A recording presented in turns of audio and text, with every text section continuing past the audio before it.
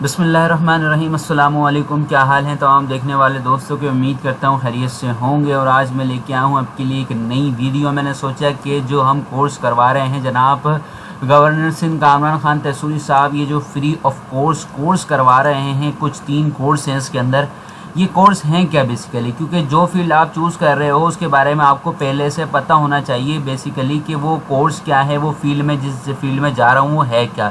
इसी तरीके से हम कोर्स के फॉर्म तो भर रहे हैं, इसके सारी चीज़ें कर रहे हैं, तो हमें पता तो हो कि artificial intelligence, web 3.0 and metaverse, ये सारी चीज़ें बेसिकली हैं क्या, क्यों यूज़ की जाती हैं, कोर्सेज़ हैं क्या, और ये फ्री ऑफ कॉस्ट करवाए जा रहे हैं। और लोगों का कहना है कि काफ़ी हाईली एक्सपेंसिव कोर्स हैं और काफ़ी हाईली कॉस्ट कोर्सेज़ हैं हमारे पास। तो ये क्यों कोर्स ऐसे हैं और ये क्या है इन कोर्सेज़ में ऐसा जो काफ़ी एक्सपेंसिव कोर्स हैं, काफ़ी हाईली कॉस्ट कोर्सेज़ कहलाते हैं हमारे पास ये। तो वो मैंने सोचा कि आप लोगों को पता होना चाहिए इनके बारे में। तो सारी को जो तीनों कोर्सेज़ हैं, यानी कि आर्टिफिशियल इंटेलिजेंस, वेब 3.0 और मेटावर्स, इन तीनों को अलग अलग वीडियो में डिफ़ाइन करूंगा। आज इस वीडियो के अंदर वेब 3.0 को डिफ़ाइन करेंगे कि वेब 3.0 क्या है और क्यों है, कैसा कोर्स है, ये कैसी फील्ड है, क्या है इसके अंदर, क्या होता है, वो सारी चीज़ें डिस्कस करेंगे इस वीडियो के अंदर। तो वीडियो को आपने पूरा देखना है, स्किप नहीं करना। वीडियो अच्छी लगे तो वीडियो कीजिएगा लाइक और चैनल को कीजिएगा सब्सक्राइब, और इस वीडियो को अपने दोस्तों के साथ ज़्यादा से ज़्यादा शेयर कीजिएगा। तो चलते हैं विदाउट वेस्टिंग टाइम अपनी वीडियो की तरफ। तो लेट्स स्टार्ट द वीडियो।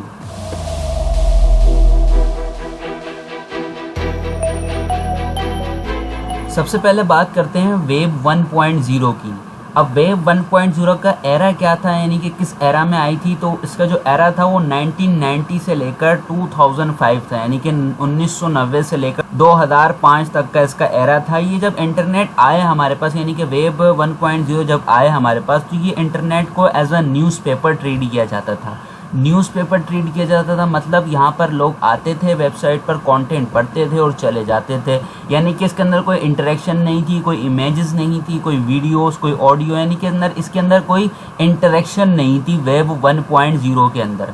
अब बात करते हैं वेब 2.0 की। वेब 2.0 हमारे पास इसका जो एरा है वो है 2005 से लेकर 2020 तक, यानी कि 2005 से लेकर 2020 तक ये हमारे पास इसका वेब 2.0 का एरा है, जिसको आजकल हम जो है सोशल मीडिया की तरह, जिसको यूट्यूब और जितने भी सोशल मीडिया प्लेटफॉर्म है, ये सारा जो हम यूज़ कर रहे हैं ये वेब 2.0 कहलाता है हमारे पास। इसके अंदर आप लोगों को इंटरेक्ट कर सकते हैं, अपना कंटेंट बना सकते हैं, तस्वीरें हैं इसके अंदर, आप वीडियो यूज़ कर सकते हैं, तस्वीरें, ग्राफिक्स यूज़ करते हैं, ये सारी चीज़ें इसके अंदर यूज़ होती हैं काफ़ी। ये तो वेब 1.0 से काफ़ी अपडेट था ये वेब 2.0। अब इसी दौरान आपने वेब 3.0 का नाम तो सुना होगा, अगर नहीं सुना तो मैं बताता हूँ। वेब 3.0 का एरा जो है वो 2020 से स्टार्ट हुआ और आने वाले वक्त जो है, जो आने वाला वक्त है वो वेब 3.0 का है। वेब 3.0 को ऐसा कहा जाता है कि जो वेब 3.0 है वो फादर ऑफ इंटरनेट कहा जाता है, यानी कि वेब 3.0 को फादर ऑफ इंटरनेट माना जाता है कि इतना यानी कि एडवांस होगा ये इंटरनेट। अब यहाँ पर एक क्वेश्चन आता है जहन में कि क्या वेब 2.0 में ऐसी क्या कमी रह गई थी जो कि हमें वेब 3.0 की ज़रूरत पड़ी, या वेब 3.0 की तरफ जाना पड़ेगा। क्या ऐसी कमी रह गई थी वेब 2.0 में कि हमें वेब 3.0 की तरफ जाना पड़ेगा। तो मैं इसका जवाब आपको बताता हूँ कि अब वक्त आ गया है कि हमारे पास, यानी कि यूज़र जो हैं उनके पास उनकी पावर होनी चाहिए, यानी कि सारी पावर अपने यूज़र के पास होनी चाहिए। यानी कि जितनी भी पावर्स हैं सोशल मीडिया की, जो भी चीज़ों की जो पावर हैं, वो सारी पावर यूज़र के पास, यानी कि हमारे पास, हमारे हाथों में होनी चाहिए, और हमारे हाथों में ही ला के देगा वेब 3.0, यानी कि यही वेब 3.0 है। अब मैं आपको वेब 3.0 3 लेटर की हेल्प से एक्सप्लेन करता हूँ, जो हैं DOB। इसका मतलब डेट ऑफ बर्थ बिल्कुल भी नहीं है। D means decentralization, O means open source और B मीन्स ब्लॉकचेन। अब बात करते हैं DOB को एक्सप्लेन करता हूँ। सबसे पहले बात करते हैं डिसेंट्रलाइजेशन की, D की। डिसेंट्रलाइजेशन मीन्स के जो पावर अभी आपके पास नहीं है वो आपके पास होना चाहिए, यानी कि जो पावर अभी बड़ी बड़ी कंपनियों के पास हैं, बड़ी बड़ी कंपनियां जिसको एनालाइज कर रही हैं, उसको जो है कंट्रोल कर रही हैं, वो पावर आपके पास होनी चाहिए। जैसे कि हम सोशल मीडिया की बात करें, फेसबुक और व्हाट्सएप के अंदर जब आप स्टेटस लगाते हैं व्हाट्सएप के अंदर और फेसबुक की स्टोरी लगाते हैं तो एक उसका टाइम ड्यूरेशन होता है कि आपकी वो स्टोरी 24 आवर्स तक ही रहेगी। अब आप अपनी मर्ज़ी से ये नहीं कर सकते कि आपकी स्टोरी जो है 48 आवर्स तक रहे या फिर इससे ज़्यादा का टाइम आप उस स्टोरी पे सेट नहीं कर सकते, ना ही व्हाट्सएप पर, ना ही आप अपनी फेसबुक स्टोरी पर, ना व्हाट्सएप स्टेटस पर। अब ये क्या है, इसको व्हाट्सएप की जो कंपनी है, फेसबुक की जो कंपनी है, वो ही ऑर्गेनाइज़ कर रही है, ये पावर आपके पास नहीं है। तो ये कितने कहलाई जाती है डिसेंट्रलाइजेशन। डिसेंट्रलाइजेशन का आसान लफ्ज़ों में मतलब ये है कि जो पावर जो है बड़ी बड़ी कंपनियों के पास है वो आपके पास होनी चाहिए। मीन्स कि जो सोशल मीडिया आप यूज़ कर रहे हो, जो प्लेटफॉर्म यूज़ कर रहे हो, उसकी जितनी भी अथॉरिटीज़ हैं, जो पावर्स हैं, वो सारी यूज़र के हाथ में होनी चाहिए। ये डिसेंट्रलाइजेशन कहलाती है। अब बात करते हैं सेकंड वन इज़ हमारे पास ओपन सोर्स। ओपन सोर्स क्या होता है? ओपन सोर्स मीन जिसको, ओपन सोर्स का मतलब होता है कि जिसको कोई भी मॉडिफाई कर सकता हो। जैसे हमारे पास एंड्रॉयड ओपन सोर्स है जिससे कोई भी मॉडिफाई कर सकता है। जैसे कि मीन्स के मॉडिफाई कैसे कर सकता है कि हर कोई कंपनी, नई नई कंपनी आ रही है मोबाइल की। जैसे कि हमारे पास पहले क्यू मोबाइल था सिर्फ, अब क्यू मोबाइल की कंपनी थी, उसके बाद क्या हुई, नोकिया और क्यू मोबाइल थे। बस एंड्रॉयड में भी सबसे पहले क्यू आया, फिर नोकिया आया, उसके बाद अब नई नई कंपनी आई, जैसे कि मोटरोला आ गया था, उसके बाद जैसे हमारे पास वीवो आ गया, ओप्पो आ गया। अब ये नई नई कंपनी आई, इन्होंने क्या किया, क्यू मोबाइल को पीछे छोड़कर अपनी खुद एडवांसमेंट लाने लगे, खुद ने अपना डिज़ाइन करने लगे इसके अंदर, यानी कि ये अपनी खुद जो है एडवांसमेंट लाने लगे, इसको खुद ही मॉडिफाई करने लगे। तो ये कहलाता है ओपन सोर्स। तो ये हमारे पास जो एंड्रॉयड है ये ओपन सोर्स कहलाता है, इसको हर कोई मॉडिफाई कर सकता है। यानी कि ओप्पो वाले आए, ओप्पो की कंपनी आई, वो उसने खुद अपना एक नया ब्रांड बनाया, अपना मोबाइल बनाया, अपनी कंपनी बनाई और उसने उसको पहले वालों से ज़्यादा अच्छा बनाने की कोशिश की। तो ये कहलाता है हमारे पास ओपन सोर्स। सेम इसी तरीके से वेब 3.0 के अंदर भी होगा कि वो आपको क्या करेगा, वो ओपन सोर्स होगा, मतलब कि जो आप चाहते हैं आप उसको मॉडिफाई कर सकते हैं।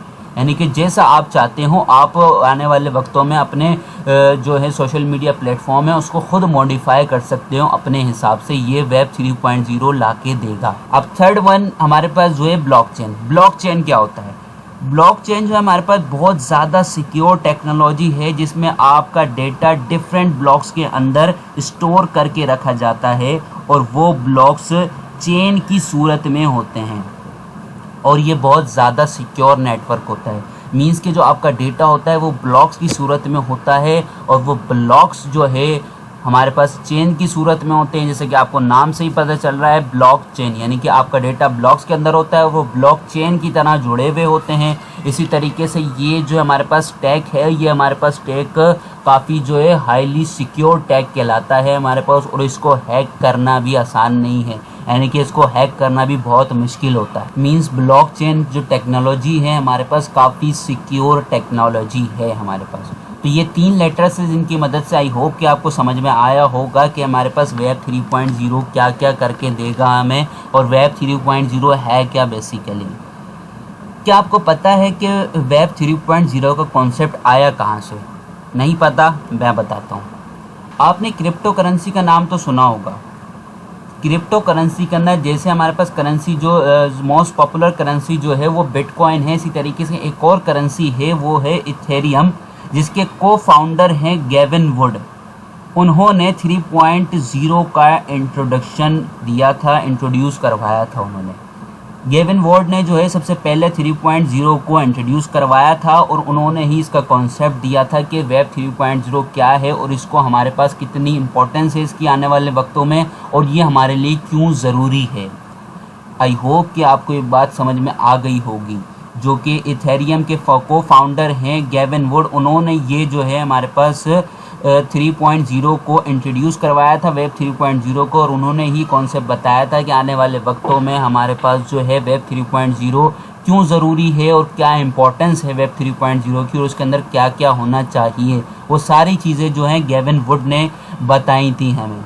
अब आगे बहुत सारी चीज़ें हैं वेब 3.0 की, जैसे कि उसके बेनिफिट्स होगा, उसके यूजेस होगा, उसके एडवांटेजेस हो गए, वो सारी चीज़ें मैं नेक्स्ट वीडियो में आपको बताऊंगा। थोड़ा वीडियो लेंथी हो जाएगी, इस वजह से इस वीडियो के अंदर नहीं बता रहा। नेक्स्ट वीडियो के अंदर हम यही डिस्कस करेंगे कि वेब 3.0 के बेनिफिट्स हो गए, एडवांटेजेस हो गए और मुख्तलिफ जो वेब 3.0 से रिलेटेड चीज़ें हैं उसके अंदर मैं आपको कंप्लीट डिटेल दूंगा। आई होप कि आपको यहाँ तक बात समझ में आ गई होगी। वीडियो अच्छी लगी हो तो वीडियो को कीजिएगा लाइक और चैनल को कीजिएगा सब्सक्राइब। मिलते हैं जी नेक्स्ट वीडियो में वेब 3.0 के बेनिफिट्स के साथ, और जितने भी और उसकी खुसूसियात प्रॉपर्टीज़ वगैरह हैं वो सारी चीज़ें हम डिस्कस करेंगे। तो मिलते हैं अपनी नेक्स्ट वीडियो में, तब तक के लिए अल्लाह हाफ़िज़।